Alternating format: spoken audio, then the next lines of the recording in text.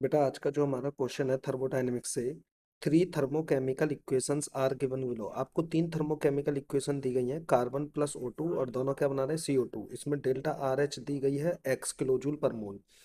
ठीक है। Second step में कार्बन ग्रेफाइट का फिर से कंबसन हुआ हाफ O2 से और CO बना carbon monoxide. Delta R H की वैल्यू है y किलो जूल पर मोल।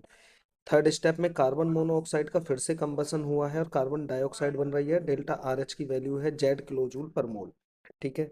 अब हमसे क्या कहा, based on the above equation, इस इक्वेशन के बेस पर find out which of the relationship given below is correct. तो कौन सा रिलेशनशिप सही है ये आपको पता करना है। ठीक है।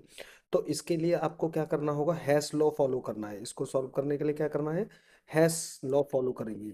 ठीक है। तो हैश लॉ को फॉलो करते हैं और हैश लॉ को फॉलो करने के बाद हमें क्या करना है, इक्वेशन नंबर 2 और 3 इन दोनों को कंबाइन करेंगे। तो हम क्या करते हैं, adding equation third and equation second, हम इन दोनों इक्वेशन को ऐड करेंगे।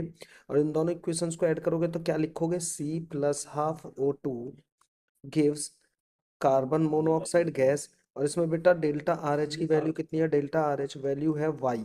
ठीक है। अब दूसरी क्या इक्वेशन है, carbon monoxide gas plus half O2। अब ये दोनों मिलकर क्या बनाएंगे, कार्बन मोनोऑक्साइड। और इसमें डेल्टा आर एच की वैल्यू कितनी होगी, जेड। अब बेटा जब आप इन दोनों को कंबाइन करोगे तो फाइनलाइज आपको क्या मिलेगा, देखो जल्दी से। फाइनल रिजल्ट हमें क्या मिलेगा, कार्बन मोनोऑक्साइड से कार्बन मोनोऑक्साइड कैंसिल हो जाएगी, C प्लस हाफ O2 और हाफ O2 ये दोनों मिलकर के क्या बना देंगे, O2। और हमें यहाँ क्या मिलेगा, फाइनल प्रोडक्ट CO2।